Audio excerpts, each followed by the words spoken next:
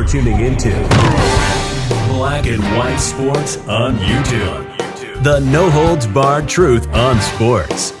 The main event starts now. I'm back. Rodrance for Black and White Sports. We're going to talk about Brittney Griner. As we know, the meeting with Cheryl Griner and Elizabeth Whelan was yesterday, and a little bit has come out of that.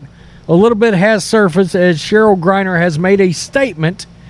As we know, a few months ago, she absolutely slammed the Biden administration over basically being non-existent when it came to Brittney Griner's lockup.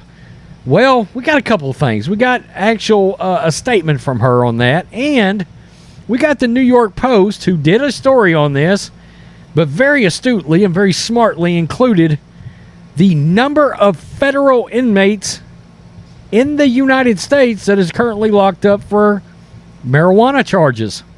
While everybody's trying to get Brittney Griner out, while the Biden administration is trying to get Brittney Griner out, he is currently failing on a promise he made to inmates locked up. So, this is pretty wild. Let's do this. This is New York Post. Biden meets with Brittney Griner's wife amid stalemate on 9-year sentence. President Biden met Friday at the White House with Cheryl Griner, the wife of WNBA star Brittney Griner, who is serving a 9-year sentence in Russia for marijuana, as U.S. efforts to win her release falter. The evening meeting was closed to reporters, and Cheryl Griner was not expected to speak with reporters afterwards. Au contraire, she did make a statement. Let's hear it. To 9 years in jail. Overnight, her wife talking to the president and thanking the president in a statement saying, "I felt every minute of the grueling 7 months without her. I look forward to the day my wife is back." Now, the White House has offered a... Okay, so that was her thing. She misses Brittney, and she's looking forward to when she's back. That was her statement. She really didn't say much about Biden, did she? Biden also hosted Elizabeth Whelan, the sister of Paul Whelan, who Russia sentenced to 16 years in prison in 2020 for allegedly spying. Griner pleaded guilty in July to possessing a small amount of cannabis oil when she was detained at Moscow's airport on February 17th, exactly 1 week before Russia invaded the Ukraine, prompting harsh U.S. sanctions. You know, that's something we don't talk about a lot, is how much those U.S. sanctions on Russia right now are probably impeding at getting these two Americans back. I mean, my God, we've given everything to the Ukraine, including the kitchen sink. We went and bought 2 more kitchen sinks and gave them to them, too.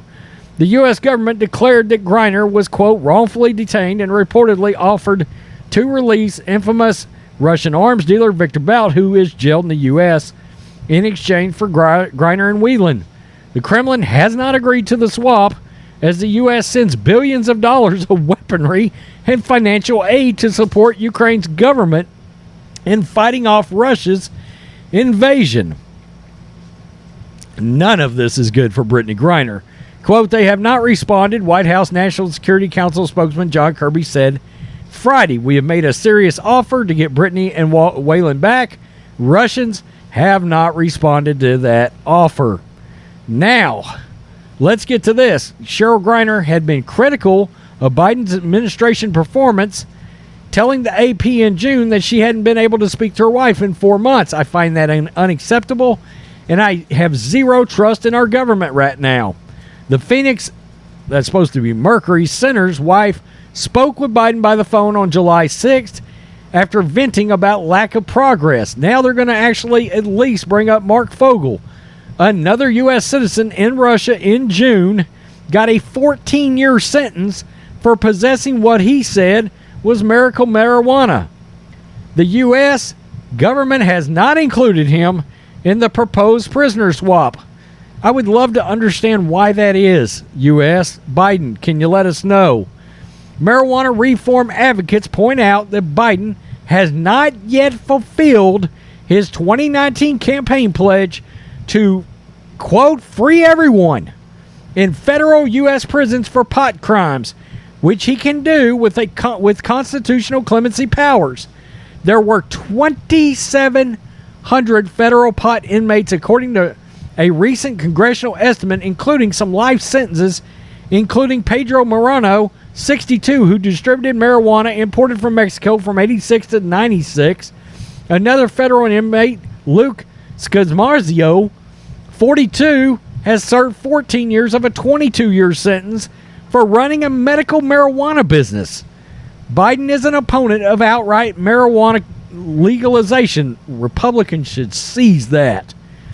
I mean, seize it, take it, run with it. Though he says he supports decriminalizing the drug. Do you really? Are you sure about that? Doesn't sound like it. As a senator, Biden authored legislation that sent some pot dealers to prison for life without parole. And last year, the White House fired at least 5 staffers who admitted to past pot use. Outgoing President Donald Trump commuted the sentences of 7 people serving life sentences for marijuana in 2021. My goodness, how soon they forget. Including 2 men who were given life without parole under the 3 strikes provision of the Biden-authored 1994 crime law.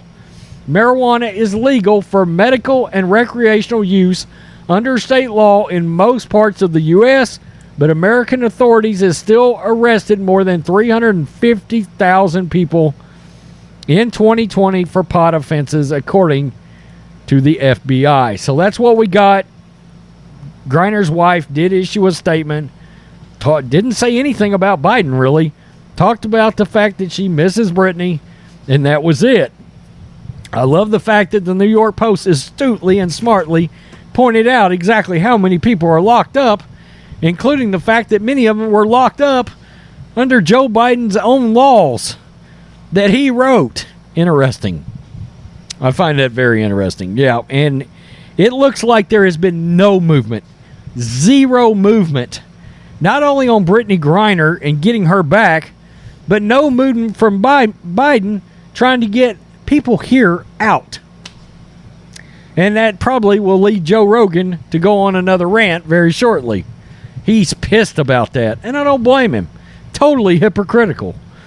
Peace. I'm out. Till next time. Thanks for watching the show. Be sure to like, comment, and subscribe. Be sure to tune in next time on Black and White Sports.